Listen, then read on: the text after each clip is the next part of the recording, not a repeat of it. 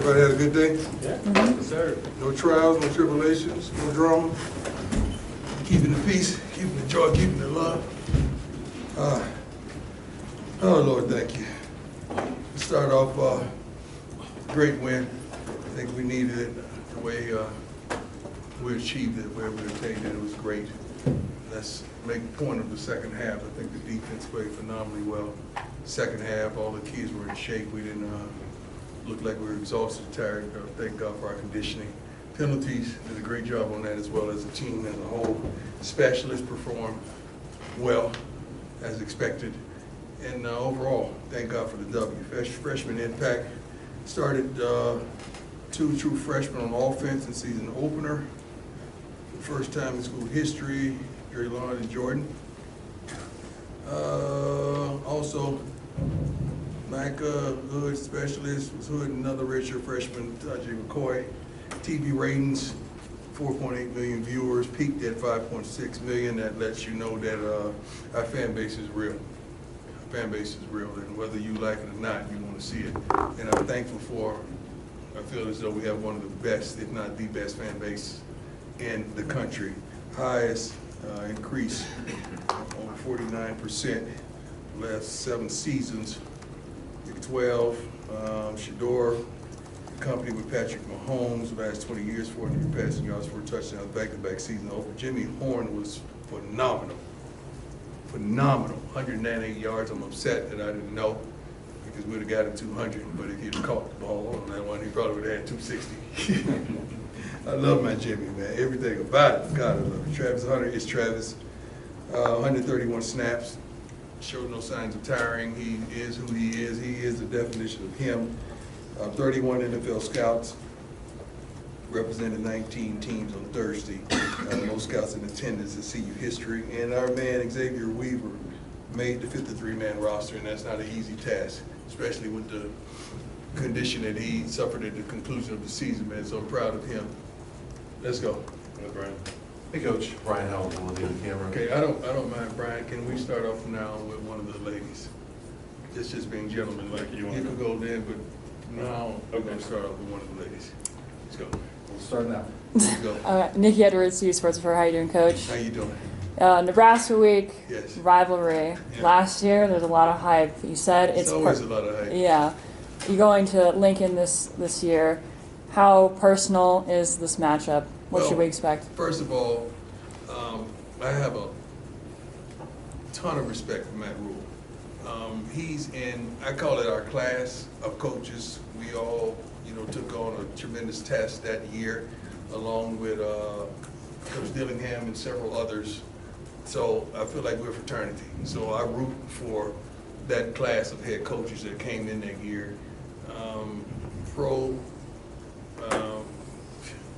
He was a professional, did a phenomenal job, maybe not the job that he aspired to do, but he has a ton of experience, and I love what he's accomplished in his college coaching career. So I look for them to be physically tough, imposing, try to run the football. They have a freshman quarterback that had a pretty good day last week, but we got to do what we do. We got to go in there and do what we're capable of doing. And I think we showed a glimpse of that in the second half of our first game against a formidable opponent. Good, Brian. Hey, Coach. So a lot of times coaches will say that the most improvements made from that first game to second game. Curious if you believe that first off. I don't know who said it. Okay. A lot of coaches say that, but who? It is written? It is written. yes, it's right. I don't know where they said it. I don't know. But anyway, my question would be, as you watch the film of this last week, what are some of the biggest things that this team needs to improve upon from last week? Well, I think we improved upon in the second half. I think we corrected a lot of things in the second half. We were able to contain the run a lot better, play solid gap control. Chidozie did a phenomenal job up front. Linebackers got to point of contact and they made the plays. And I think the secondary is pretty darn good. We just got to not give up short passes. That we just got to be a lot more physical, a lot more on point, and understand down and distance. Hey, Coach. I noticed you brought the whole team to the Stampede on Friday night, and then had the whole team on the sideline, or I guess on Wednesday, and then the whole team on the sideline on Thursday. What was the thought process behind that? I wanted to bless them. The whole team has been doing a phenomenal job of preparing one another all for one, one for all. I love them. The walk-ons, the guys that the OBs, the original buffs, everyone, man, they've done a wonderful job. So I just wanted to reward them. I don't know if we're going to continue that because that sideline is really small and it gets crowded, and we try to go over everything, the significance of you guys over here, you guys over there, and we go back and we see guys everywhere. So it's kind of tough because you don't want to get upset at just people standing around. You really want them to use them in some capacity, but it's tough when you have a short sideline like that. But I wanted to bless them. They deserve it. Hi, Coach. There she go. Taylor Sadowski, SI. When it comes to games, we get to see that physical toughness, but when it comes to that mental toughness, like what are we not seeing in practice and in those games too? Well, we always start off with a morning message that kind of directs their path to where they should go. It could come from another team or what transpired. And it's a lot of situations that Coach Pollack places up on the big screen to let us know what happens if we block a punt and it goes past the line of scrimmage. We want to prepare our guys in all aspects of the game. But the mental part of it, we may stop practice right in the middle and put them on the line and condition them and try to fatigue them a little bit to see how they respond then right after they're fatiguing. So it's a lot of things that could occur in a game. Sudden changes. Now you just throw the offense or the defense out there. We prepare our butts off for anything that could possibly happen in the midst of a game. Right, go ahead. Hey, Coach, how are you? How you doing, sir? Good. Troy Finnegan, CU Sports Report. I've got two for you. First, Dylan Raiola's making his second start. Does playing an inexperienced quarterback change the way that you want to kind of attack? You attack weaknesses. I don't know if you attack inexperience. If that's a weakness, so be it. But the kid made some darn good throws, some pretty good plays. They did some consistent things that we knew they would do within their offense. Phenomenal game. I mean, it started out back and forth a little bit, but they went ahead and they did what they needed to do. But I love what he showed in his first college game ever. I love what he showed. And then my second one, are you doing anything special in practice this week to prepare for the atmosphere, the crowd noise? Yeah, we started that today. Most definitely. Great question. John, Hey, Coach, John Treach, KUSA. How you doing, sir? Doing well. Beyond your game plan, how much do you appreciate how much this means to the fan bases, not just now, but for generations, this rivalry? I can't speak for generations, my man. I'm just happy and thankful that we are here right now. We're going to dominate the day as best as we can. But it's been things passed along and passed down from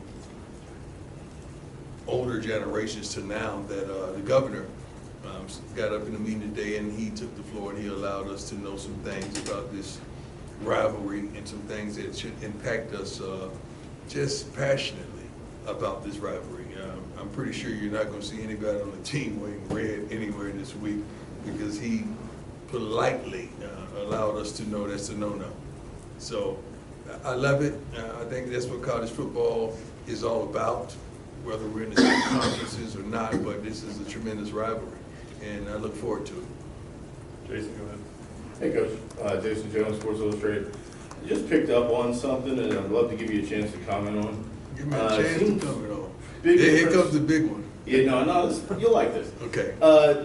Going from last year to this year, it Yes, seems sir. like, starting with the offensive line, Yes, sir. and now recently seeing Shador and Travis kind of go at it. Go ahead. Which way? Shador was giving Travis some guff about how he ran a route Well, on the ball yesterday. that's how they interact. Yeah. Yeah. Is there something to be said about your players self-governing themselves more so this year instead of waiting for coaches to do it? Well, these young men,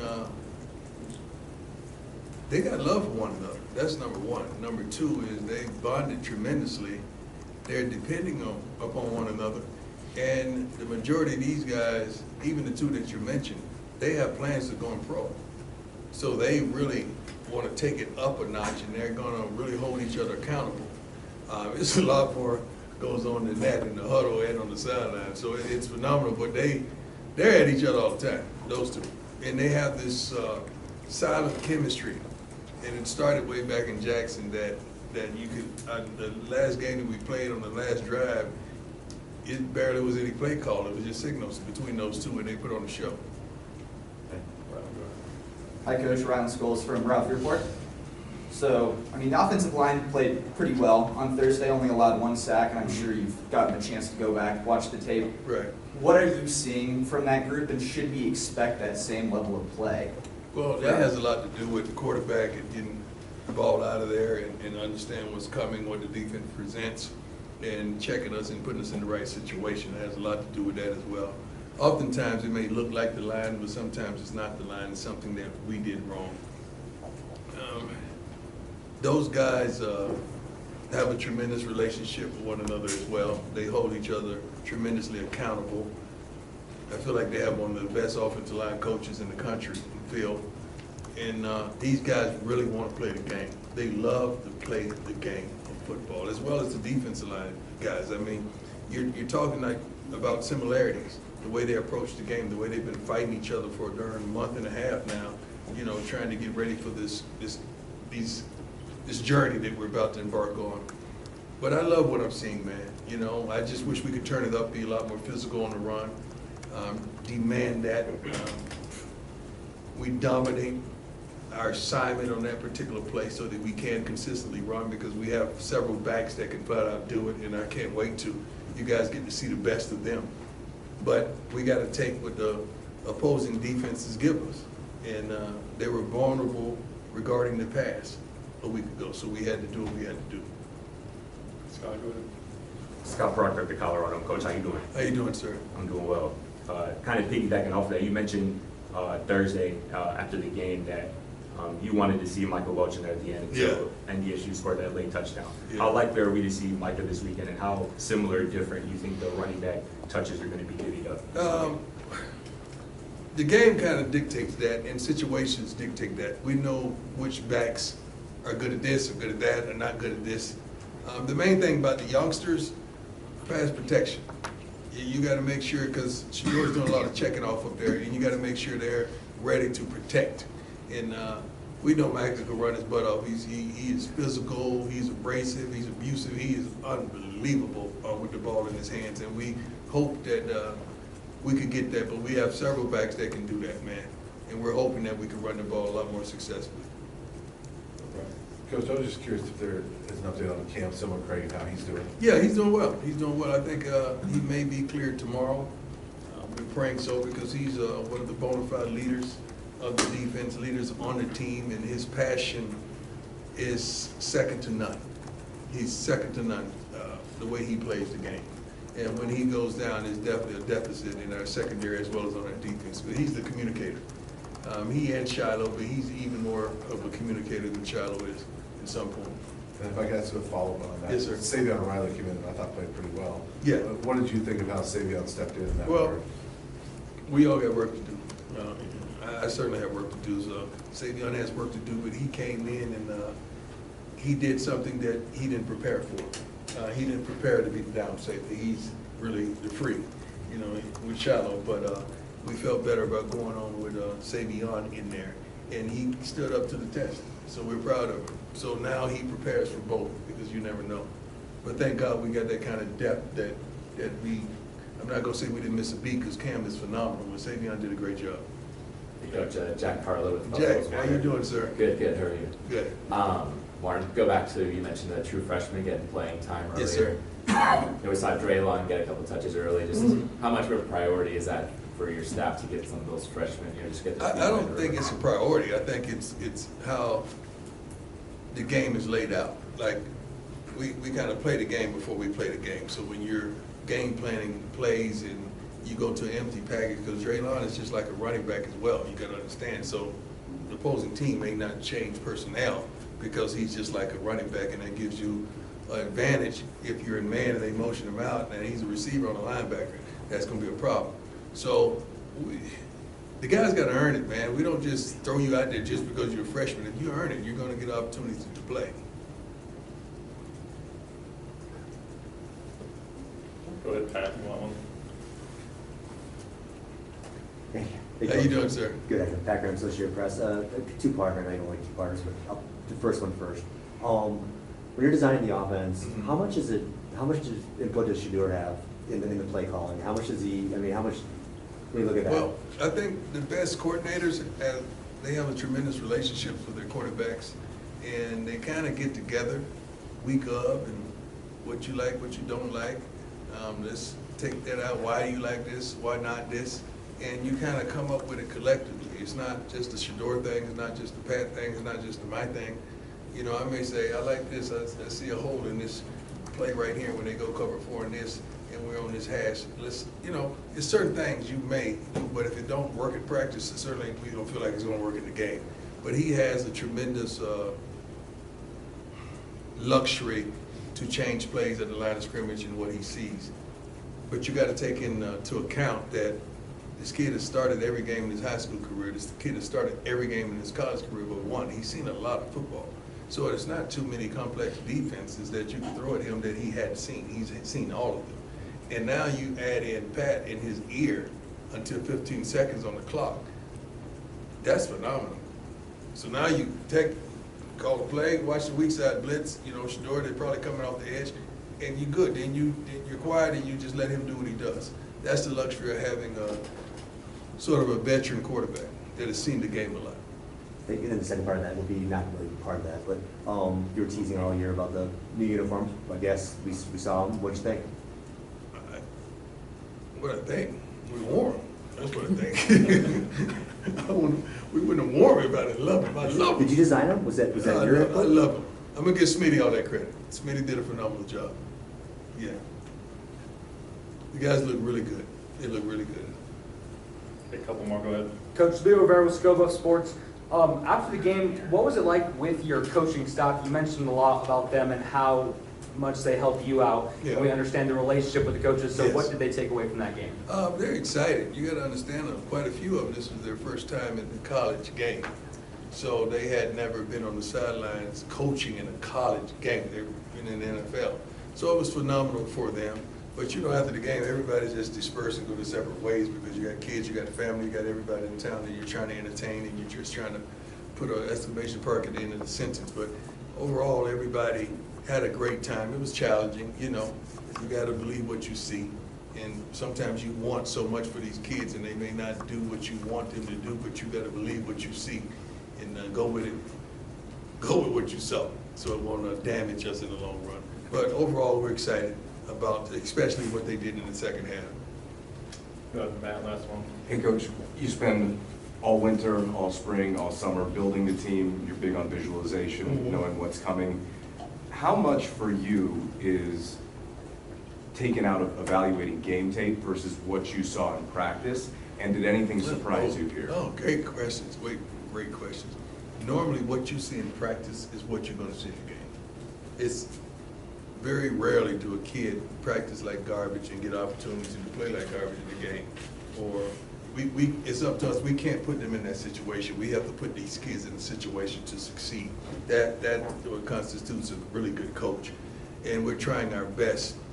We got a lot of talent. We feel we have guys that are very versatile. We just got to make sure they're in their capacity that they could be successful. And we can't put them out there in any other capacity. The other one was, that also applies to the coaching staff too, right? I mean, it was, you made a lot of changes. How did you feel they handled the responsibilities and then came back to the table after evaluating their own position? Ultimately, I mean, it wasn't just that game, it's the preparation and through the course of the spring as well as fall camp. You kind of look and you know what you got. It's not a surprise. It's going to be during the season. It's not a surprise. You kind of knew this Jack in the Box was in there. It's going to pop up, okay, with the right amount of pressure. And when things start to turn, you know, it's going to pop up. So I love the staff, man. I love their not just experience of football, but their experience in life with men and young men. I love the way they handle certain situations. I really do. That's why I love pros, man. And those guys are professional. They're handling these young men like they're professional. And we tell these guys every day, 31 scouts there. We had, I think, several scouts at practice today, and that's an everyday thing. How could you not want this? How can you not want to be a part of this? How can you not want to perform for this? If you say you want to go to the NFL, and you got guys out here every day that can make that happen. What else do you want in life? So that's what we are. And I'm proud of the coaching staff as well as the young men and the support staff. All right, thanks, Coach. Thank you all. God bless. Thank you, Coach. Thanks, Coach. All of you.